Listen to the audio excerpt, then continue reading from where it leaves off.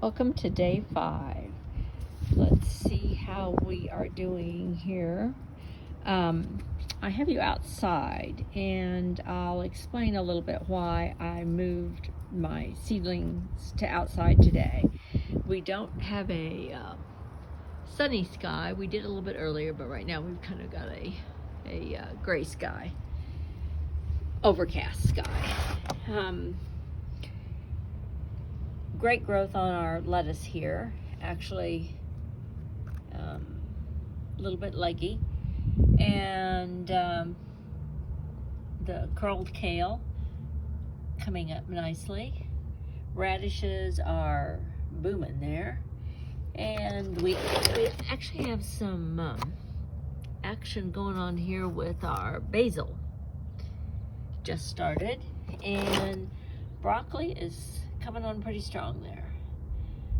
So one of the reasons I moved them outside today, I did move them out when we had sunshine.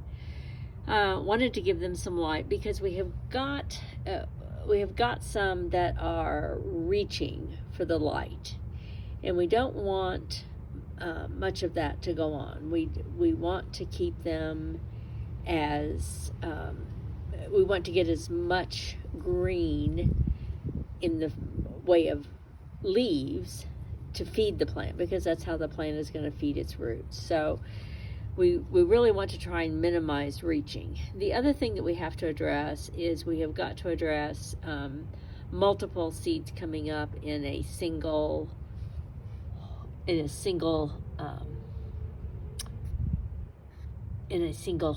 in a cell. So I did some research last night online. I use YouTube also. Actually one of the people that I really have enjoyed, and she knows more about plants than I will ever know, is Garden Answers.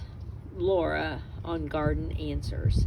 She has a YouTube channel, and I encourage you to go there, and just her information is phenomenal. She grew up in a family that owned a garden center, and I'll never know as much as she does. So I actually did some research on her channel, and she was actually thinning out plants, and instead of pulling the plant out, her suggestion, so that you didn't disturb the roots of this plant that we want to leave, was to actually just snip off the one you don't. And then that will stop that plant from competing with the other one. Now we've got another one here. Sorry, I haven't gotten as good as Laura with her camera. And I'm going to snip off that one. And the reason I took the taller of the two in both instances was because of the reaching. She did have some other solutions for that, and we're probably going to have to implement some of those, like moving them into a bigger pot and planting them deeper so that we get more leaf growth, foliar growth before we actually put them out. One of the reasons that I watch her YouTube channel is that even though she is in a very different part of the country, she is also in the same type of zone that I am in. She is also a 6 zone. And here's another one here in this lettuce that I'm going to snip off the one that has just really shot up there. Now she is gardening on a phenomenal scale. Now here's a crazy one. We've got 1, 2, 3, 4. Well, all 4 of those cannot compete, and even if we let them get bigger, they can't compete even if we move them into a bigger pot. So you just kind of have to make a judgment call there. I am going to take the one that is outpacing the others, and sometimes you'll regret your decision, but other times you won't.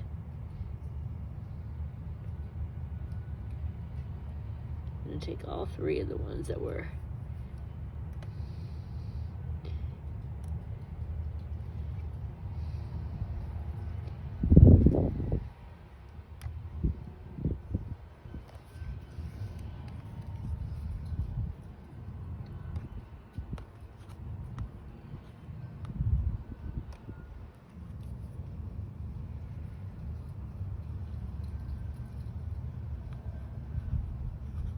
Okay, so I'm going to do the same thing.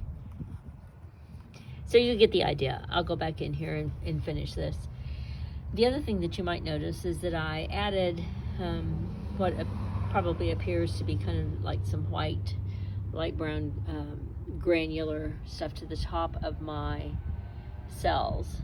That's actually vermiculite, just plain old vermiculite. And the reason I did that is it helps to inhibit any extra moisture that would cause any rotting, fungus, that kind of thing. I wasn't showing anything like that, but I did think that it was worth doing. I didn't do it the day that I planted, which would be the ideal time, but better late than never, especially since we're still here in the very beginning. So we may even have a carrot started right there. Yeah, we do. We have a carrot up. So we're moving along here, folks. This is great. So now let me show you the tomatoes. Set you down here for just a second.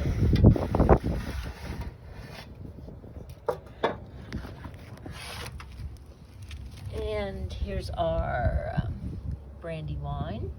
Definitely have our first set of true leaves coming on those 3 plants.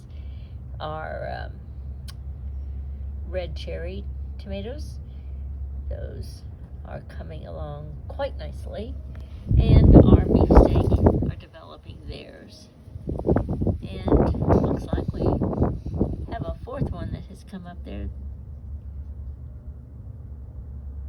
that is getting its first set of true leaves as well. So what I want to talk about is sort of the secondary reason that I wanted to get these outside,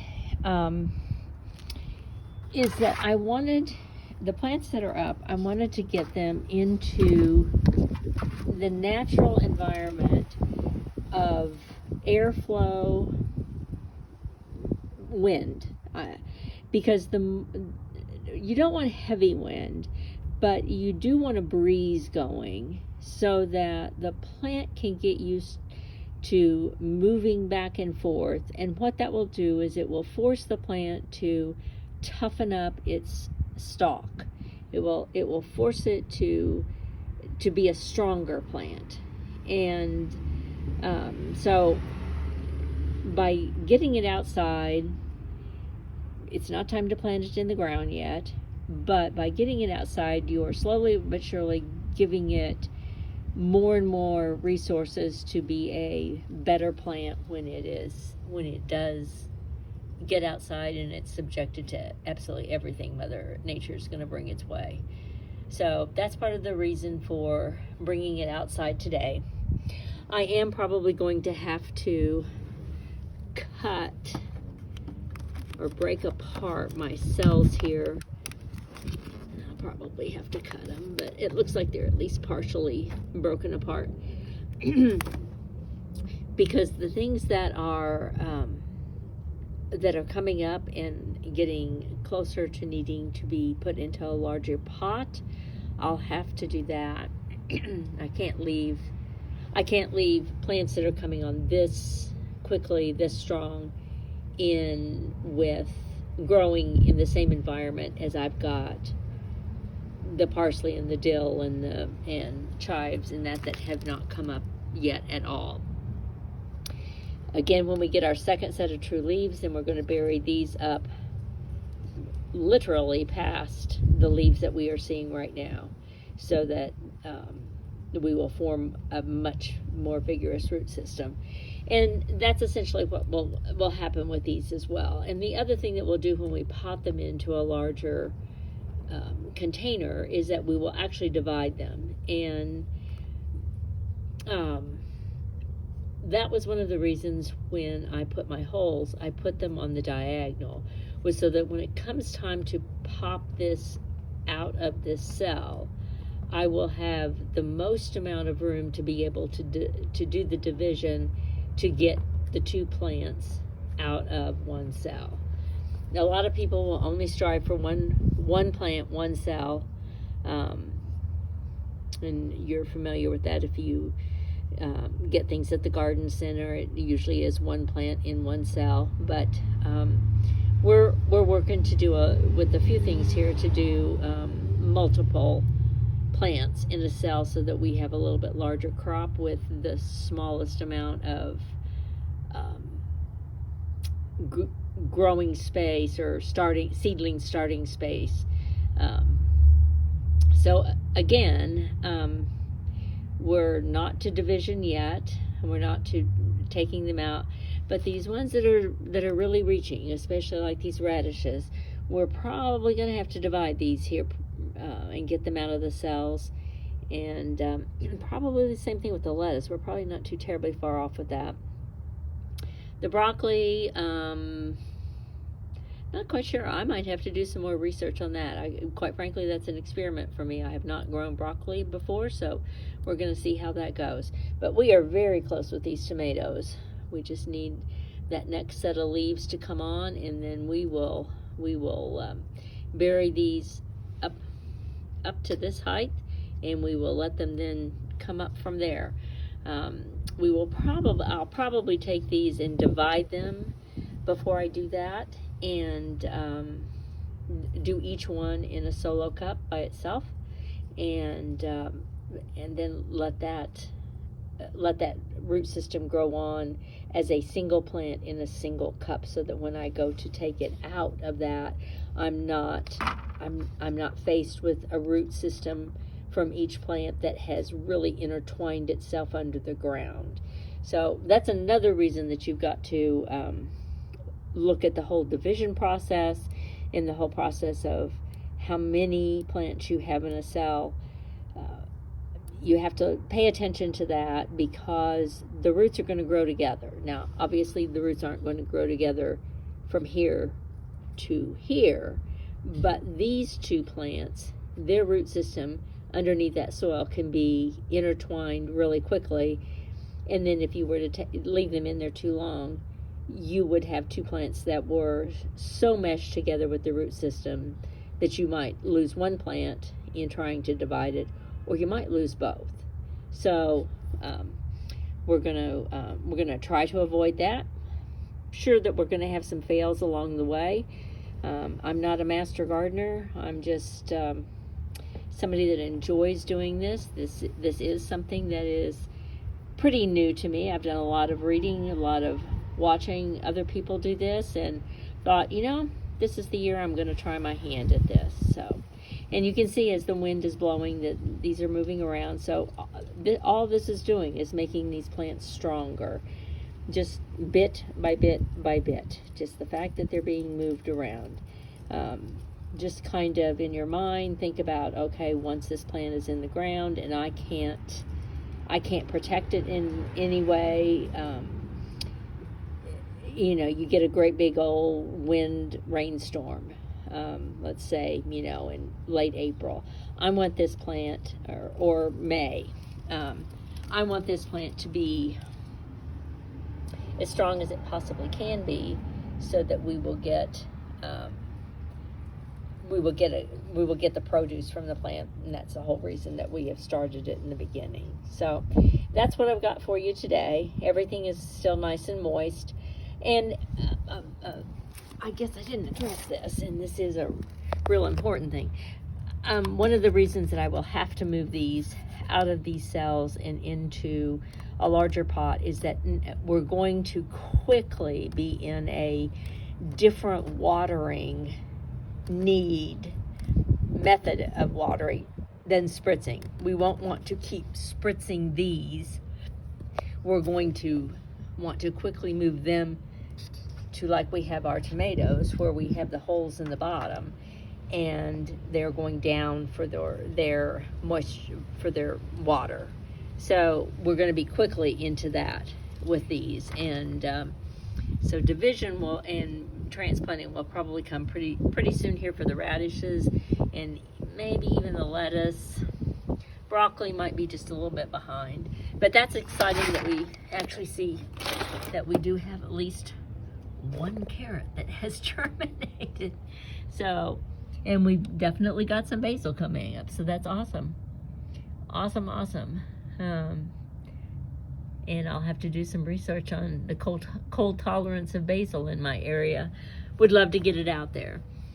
So that's pretty much it for today. I'll be bringing them in the house here and back under the grow light, and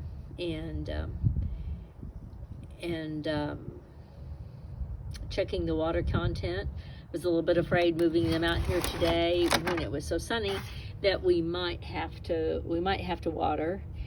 And again, remember that we are probably very close with the lettuce, definitely close with the radishes, and definitely close with our tomatoes to doing the half-strength plant food, because these plants are feeding like crazy to do this growing. They're working like crazy to do this growing. So actually the tomatoes probably need some half-strength right now. They've got their first set of true leaves set on pretty well, and then it won't be long before we're doing a full-strength fertilizer to give them the nutrients that they need to set on the root system and set the plant tops that we need. So that's what I've got for you today, and we'll check on them tomorrow. I think tomorrow we're going to have a very rainy, stormy day, and probably the plants won't be able to come outside. So that might be a day that we look at doing some divisions and potting some up into singular little pots. I chose some peat pots. I'll show you that when we do that. But that's where we are today. A little bit of sun coming there. That's great. So definitely got the breeze. And if you can't bring your plants outside, you can be sure that you put a little fan in the room where you've got your seedlings. They need the air circulation, and they need this movement. That's actually a part of growing, of making them healthy. So get a little fan that moves them around in the room that mine are in. I do have a ceiling fan in that room, and it does provide some good air circulation.